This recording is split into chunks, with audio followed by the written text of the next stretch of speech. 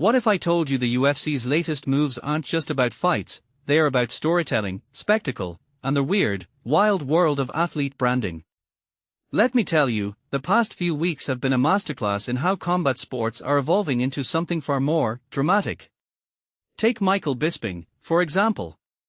The man who once dominated the middleweight division with his sharp tongue and sharper elbows is now a content creator, and let's be honest, his cardio has become a running joke. But here's the thing, it's not just funny. It's a symptom of a bigger trend in MMA, how fighters offering personas are becoming as important as their in-ring skills. Personally, I think this is fascinating because it blurs the line between athlete and entertainer. When Bisping's cardio fails during a promo, it's not just a moment of embarrassment, it's a character moment. It humanizes him, makes him relatable, and in today's social media era, that's gold. What many people don't realize is that fighters like Bisping are now brand ambassadors, and their flaws are part of their marketing. It's a weird, modern paradox. To be successful, you have to be both a warrior and a meme. Now, let's talk about the UFC's recent obsession with nostalgia. The Band of Brothers reference. That's not just a random throwback. It's a calculated move to tap into the emotional nostalgia of fans who grew up with the show. But here's where it gets interesting. The UFC isn't just recycling old themes, they are rebranding them. Take Sedriques Dumas, for instance. The UFC's push to make him a spectacle isn't just about his MMA skills, it's about creating a story. Dumas isn't a traditional fighter, he's a walking punchline, and that's exactly what the UFC wants. From my perspective, this is a reflection of how the sport is leaning into chaos as a selling point.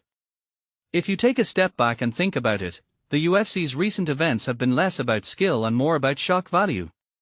The icy homage to Chuck Liddell.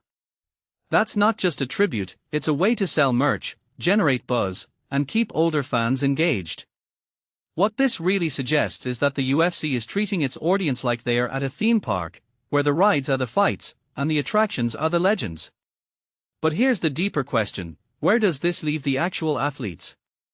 When the focus shifts from skill to spectacle, does it devalue the hard work of fighters who train for years to perfect their craft? I mean, look at the new Apex facility.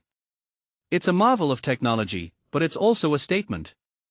The UFC is investing millions into creating an immersive experience, which is great for fans, but what about the fighters who train there? Are they getting the support they need, or is the money going toward lighting, cameras, and Instagrammable moments? A detail I find fascinating is how the UFC is framing this as progress, but it feels like a shift away from the raw, gritty roots of the sport. What makes this really interesting is the tension between innovation and authenticity. If the UFC becomes too much of a Hollywood production, will fans still care about the fights themselves? Or will they just watch for the drama, the memes, and the nostalgia? In my opinion, the answer isn't clear yet, but one thing's for sure, the future of MMA isn't just about who can punch harder. It's about who can tell the best story, even if that story is, well, a little ridiculous.